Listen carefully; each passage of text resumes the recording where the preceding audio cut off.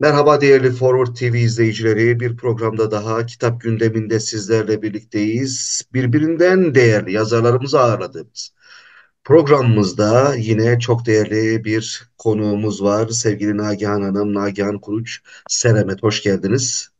Merhabalar, iyi akşamlar diliyorum herkese. İyi akşamlar. Tabii ilk roman, e, değerli Evet, hocam, ilk romanınızla heyecanlı bizi de yaşadığım ilk roman. kırmadınız. Çok Röportaj teşekkür ediyorum. talebimizi. Ama tabii hem ilk roman hem de ilk yani yayına konuk olmanız itibariyle de bir ilk yaşıyoruz. Bu Evet, bağlamda takipçilerimiz de bir tanısınlar. Nagihan Kuruç Seremet kimdir? Öncelikle kitaba geçmeden önce sizleri bir tanıyalım. Daha sonra tabii ki. sorulara devam ederiz. Öncelikle eh, belirtmek istediğim Irak'ta şehit olan 6 şehidimize öncelikle Allah'tan rahmet, yakınlarına başsağlığı, Türk milletine başsağlığı diliyorum. Gerçekten çok yıkıcı, üzücü bir süreç durum. Umarım son olur. Evet, Peyami Safa'nın ölüm bir eve girince sağ kalanları da biraz öldürüyor. Sözünü hatırladım bugün. kesinlikle evet. Umarım yaralarımız toplumca sarılır ve bu son olur. Evet, biz de şehitlerimize Allah'tan rahmet, geride kalanlara sabır diliyoruz gerçekten. Evet, ateş düştüğü yeri yakar ama söz Hı. konusu genç fidanlarımız yani güvenliğimizi tesis etme adına canını feda etmeye her zaman hazır askerlerimiz olduğu zaman evet ulusal anlamda da bir yanımız düşüyor, omuzumuz, bir tarafımız Evet. düşüyor. Umarım Ve tekrarı mutluluk olmaz. eşlik ediyor bize. Evet, kesinlikle tekrar Türk milletinin başı sağ olsun diyerek Evet. programa devam ediyoruz. Evet Nagihan Hanım sizleri tanıyalım. İstanbul doğumluyum. 90'lı yılların çocukluğunu, İstanbul'unu sindire sindire son yaşayanlardan biriyim diyebilirim. Evet, Rumeli göçmeni, Rumeli Türk'ü, Üsküp göçmeni bir ailenin son kuşağıyım ben.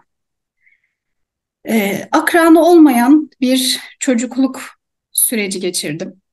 Yaşıtım, yani ablam benden 7 yaş büyük. Akranım yok. Ben de o süreçte e, aile büyüğümüzle beraber yaşıyorduk babaannemle. Babaannemin hep dizinin dibindeydim. Çok severdi efsaneler, masallar, hikayeler anlatmayı. Ben de ona eşlik ederdim.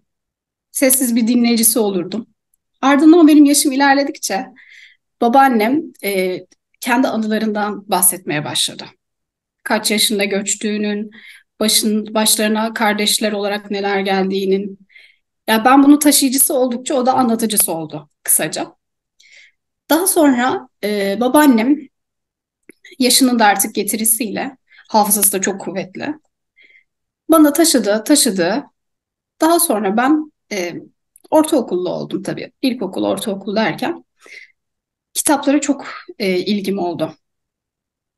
Kitapları okudukça, yeni hayatlar keşfettikçe kendimden bir şeyler buldum. O yalnızlığım gitmeye başladı benim. Ardından e, ortaokul çağlarında kompozisyonlarda öğretmenlerim bana diyordu ki yani ne güzel yazıyorsun, ne kadar yaratıcısın. Bu şekilde bir işleme başladı bana. Ardından lise çağım başladı. Lise çağımda bir o kadar arkadaşlarımla keyifli vakitler geçirdiğim, dostluklarımın hala uzun yıllar devam ettiği insanlar kazandığım bir süreç oldu bana.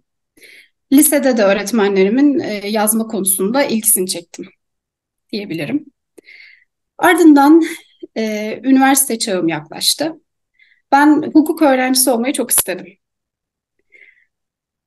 Babam rahmetli dedi ki bana bir gün artık tercihlerimiz yaklaştı birkaç gün var. Puanım hukuka yetiyor. evet. Nagihan kızım dedi. Ben dedi ablam öğretmen. Ablanın öğretmen oluşundan çok memnunum dedi. Sana da çok yakıştırırım açıkçası dedi. Biz de üç kız kardeşiz. Babamın duruşuna hayrandık. Babalığına bize yaklaşımına hayrandık ve onu kırmaktan kesinlikle imtina ederdik. Baba dedim ya sen öyle görmek istiyorsan öyle olsun. Yani ben de zaten B planım öğretmen olmakta. Yani Türk Dili Edebiyatı öğretmenliği de çok ilgimi çekiyordu zaten. Ardından Yeditepe Üniversitesi Türk Dili Edebiyatı Öğretmenliği bölümüne girdim.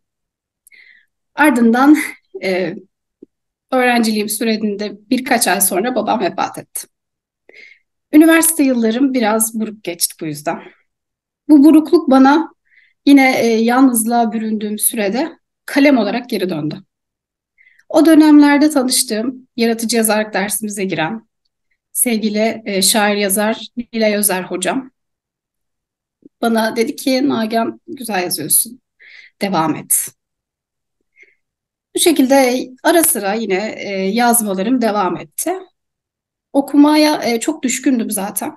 Ortaokul çağımda Peyami Safa, Server Bedi sıkça okurdum. Çok hoşuma giderdi kişilik tahlilleri. Tüm serisi vardı bende. Bu tabii ki üniversitede hocalarımızın önerdiği kitaplarla çok daha çeşitli bir yelpaze haline geldi. Sonrasında üniversite hayatım bitti. Bir evlat sahibi oldum. Çocuk çocuk gelişimiyle ilgili kitapları çok okudum. Tabii bunları okurken de dedim ki bir anda ya ben bu kadar birikim yaptım. Çok çocuk gelişimi kitapları okudum. Ben bunun da sınavlarına gireyim ve bu da bana bir diploma olarak geri dönsün. Çocuk gelişimi alanında da ikinci lisans eğitimimi tamamladım. Ardından oğlum da büyüyünce eğitim hayatıma döndüm tekrar, mesleğime döndüm. E, Lüleburgaz ilçesinde ikamet ediyorum şu anda. Çok böyle köyü, kasabası olan, büyük, 120 bin nüfuslu, sadece Lüleburgaz köyleri değil, bir ilçedeyiz. Okuma oranı çok yüksek. Herkesten çok memnunum. Ben buraya İstanbul'dan 6 sene önce geldiğimde burada hiç yabancılık çekmedim yani. Evet. Sonrasında, buyurun. Yok yok, estağfurullah. Buyurun, devam Ah, edin. peki. Sonrasında burada 24 Kasımlarda öğretmenler arasında yarışmalar düzenlenir her sene. Bir sene 24 Kasım'da anı, diğer 2 sene şiir türünde ödüller aldım. Aslında şiirle çok severim ama okumayı severim. Öyle bir yeteneğim olduğunu düşünmüyordum. Evet. Onda da çok onur oldum açıkçası. Ve ödülü aldırmaya çıktığımda benden çok yaşça büyük insanlar vardı yanımda her seferinde. Onlarla aynı karede bulunmak, aynı yerde durmak çok mutlu etti beni. Çok haz verdi.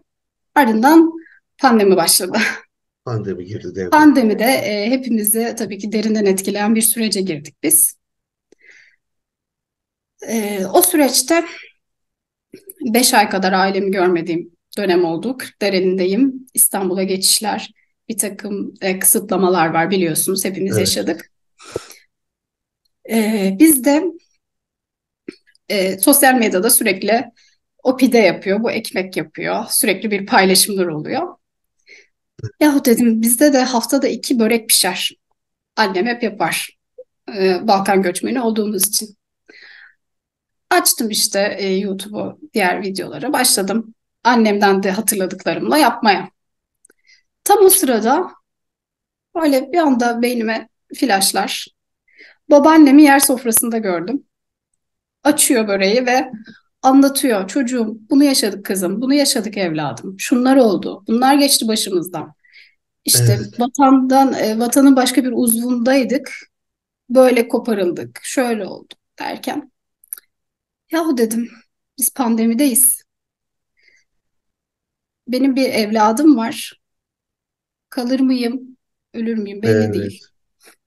Ben bunları bir köşeye not edeyim, unutmayayım. Evet. İşin ciddiyetine o zaman vardım ben. Sonrasında öğretmenim zaten uzaktan eğitimler devam ederken bir anda defterimin arasından o tuttuğum notlar çıktı. Dedim ki ben bunları bir de Word dosyasına geçeyim artık. Evet. Hepten unutmayayım. Mail atayım. Öyle mailde biriktirme huyum vardır, fotoğrafları vesaire. Sonra kerpiç reçeli başladı. Kerpiç Reçeli böyle başladı. Yani Evet, kitabın kesinlikle. hikayesinde, yani şimdi hocam, öyle bir şey, öyle bir giriş yaptınız ki Kafamda şekillenen sorular oldu, sormak istediğim sorular oldu. Dedim ihtiyat gereği soru hazırlamıştım ama anlattıklarınız daha ben kitabı okumadan, kitabın hikayesi umarım öyle tahmin ediyorum, umarım değil. Öyle tahmin ediyorum pek çok okurun yüreğine dokunacak şeyler ki kitabın İnşallah. hikayesine dönük şeyler bile bana çok dokundu.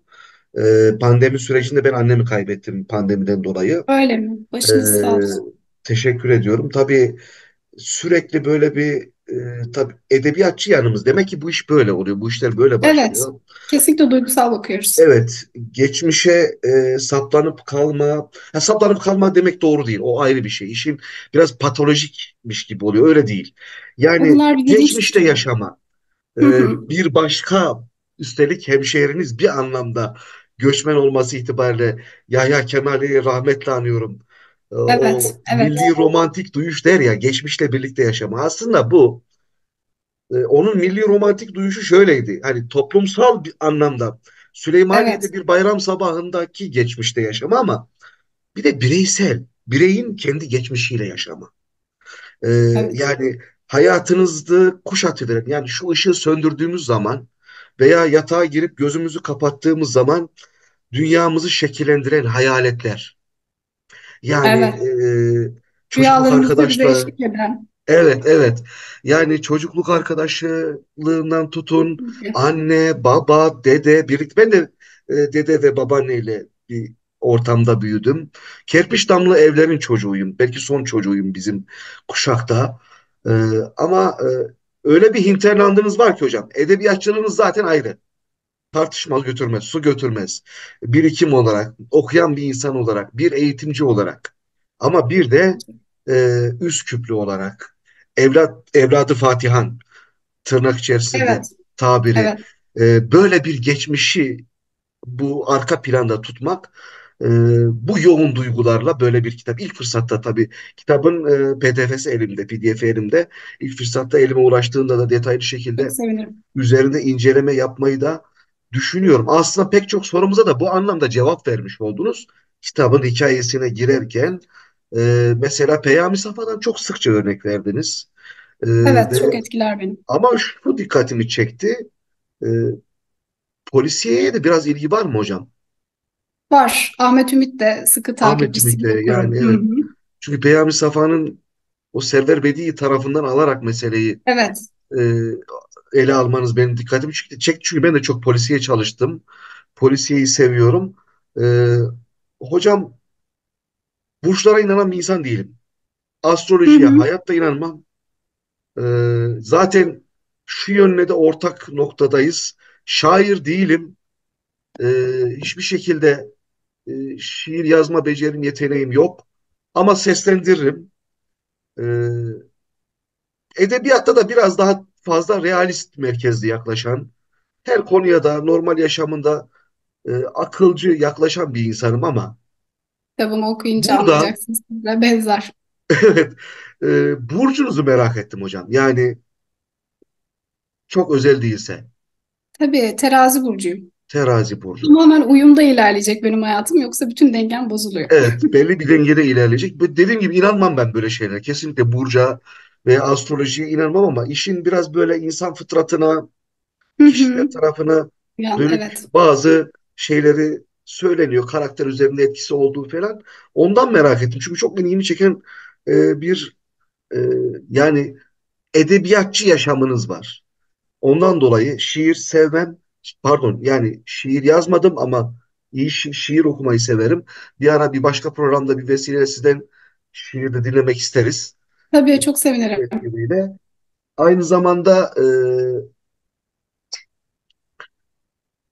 bunun dışında e, geçmişle bağlantılı bir yaşama. Burada kitabın çıkış noktasında şunu gördüm. İmge börek. Börek dediğimiz Evet. börek imgesi.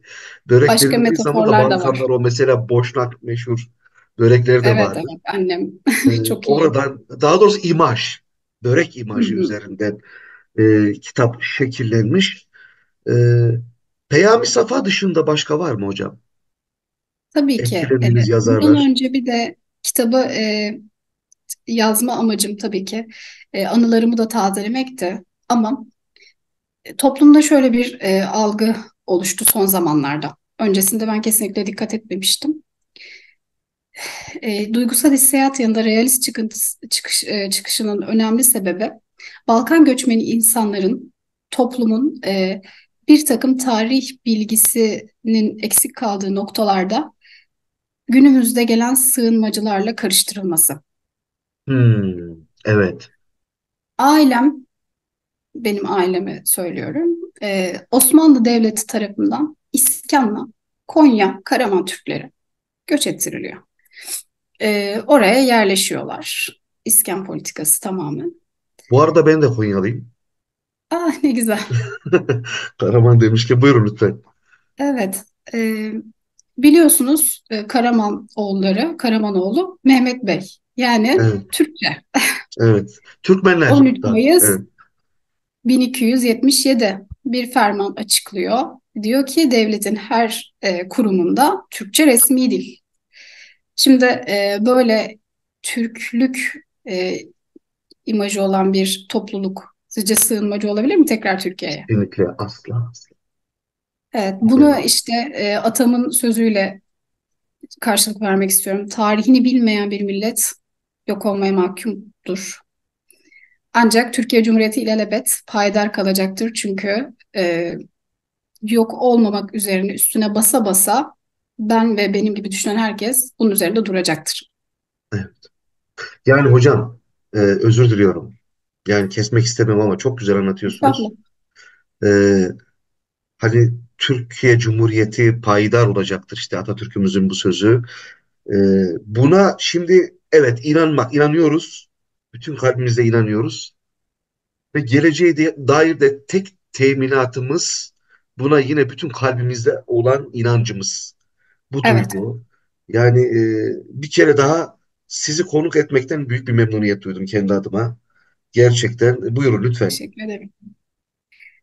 E, Kimlere örnek aldığımı, ilham aldığımı sormuştunuz herhalde Evet, yazar olarak. Şimdi biraz edebiyat notlarımızı da yoklayınca Jean Randall der ki, Bizi Biz Yapan Hikayeler adlı kitabında yaşamla edebiyat arasında ciddi bir koşutluk var. Adeta bir köprü yaşam ve edebiyat. Yaşamlarımızı biz hikayeleştirdiğimiz sürece öğreniyoruz. Küçük bir çocuğa, 2 yaşında küçük oğlum, bir şey anlattığımda ben onu mutlaka hikayeleştirmeye çalışıyorum. O şekilde onu sindiriyor. evet, Edebiyat da böyle. Her türlü öğrenme edinimi ancak ve ancak hikayeleştirme vasıtasıyla mümkün oluyor. Bu noktada kişiliğimizi de başkalarının hikayelerini kurgularken yakalıyoruz adeta.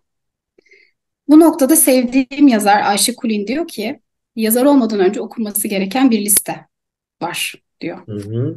Shakespeare, Tolstoy, Dostoyevski. Dostoyevski, evet. Yine sevdiğim şair Şükrü Erbaş, kendisiyle tanışma fırsatım da oldu. Bir söyleşisinde şahit oldum. Dedi ki, Karacaoğlan'ı okumayan şair olmayı pek de düşünmesin.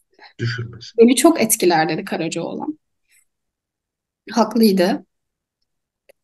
Yine İlber Ortaylı kendisinin kültürüne de yeterliliğine de aşırı güvendiğimiz bir isim. Evet. Değerli Biyografi hocamız. okumalarıyla biyografi okuyacaksanız önce Stephen Zweig'a başvurun diyor. Benim öğrenciler de çok tercih ederler çünkü biraz incedir onunkiler. Evet, ondan dolayı. Altları. Çocuklar diyorum serbest zaman kitap çıkaracağız. Herkes Stephen Zweig çıkartıyor. Evet, Ve yine diyor ki Dostoyevski okusunlar derinliğini algılayabiliyorlarsa. Çok derindir. Lütfen derinliğini algılayamayan Dostoyevski okumasın. evet, mutlaka. Şimdi demiştim ben ortaokul çağlarında Peyami Safa'ya aşırı bir bağım kuruldu onunla. İlk hayranlık duydum. İşte Server Bedi'ydi. Sonra liste bende oldukça kabarık bir hale büründü. Sabahattin Ali ile devam etti. Reşat Nuri ile devam etti.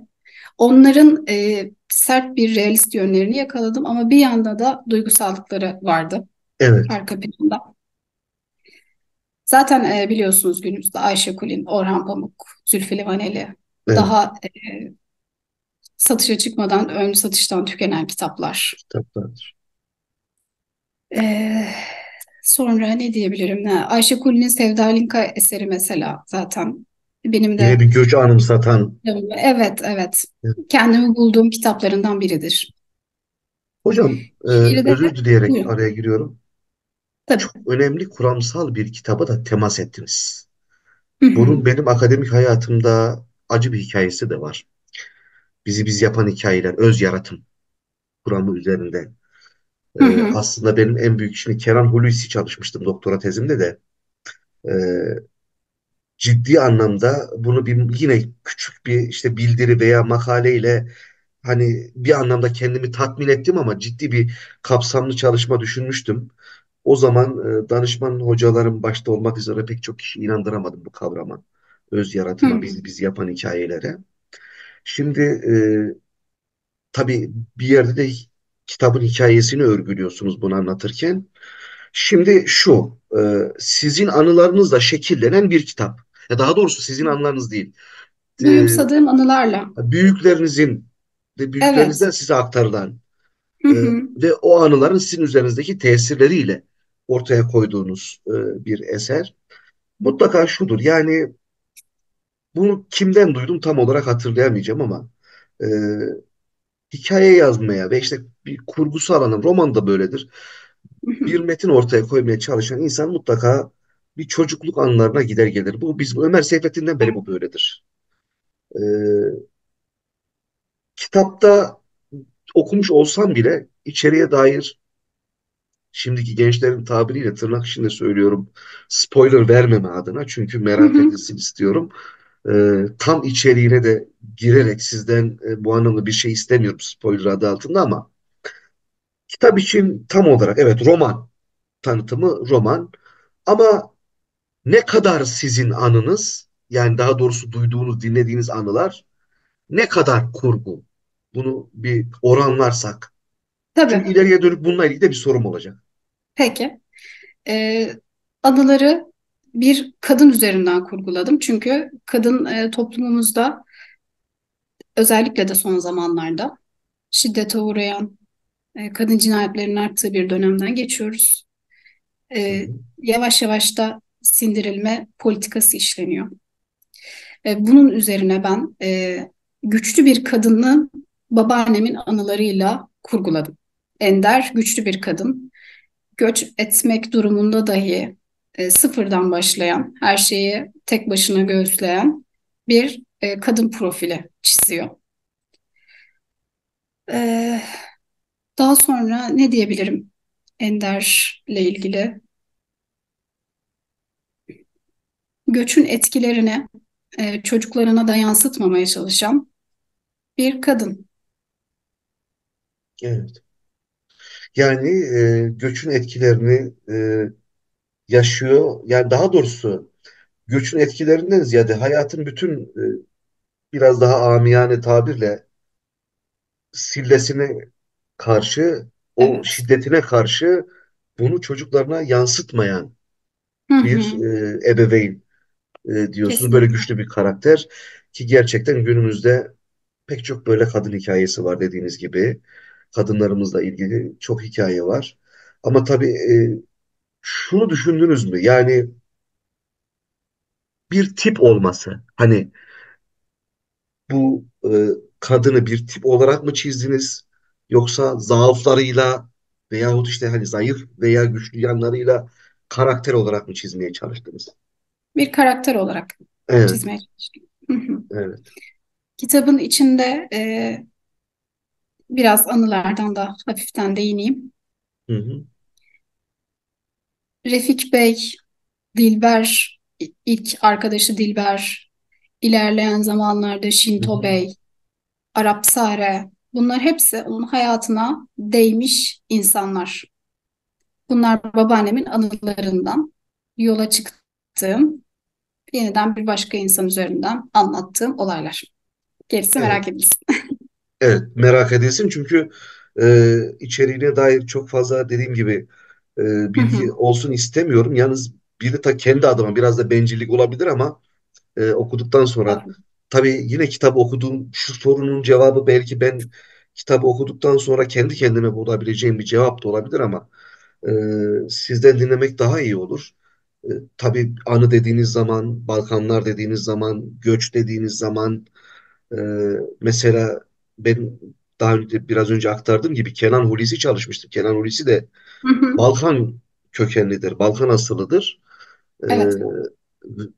ve Osmanovlar romanı vardır. Osmanovlar romanında Bulgaristan'da yaşayan Osmanovlar isimli e, bir ailenin hayatını ele alır. Tek Hı hı. roman da odur zaten.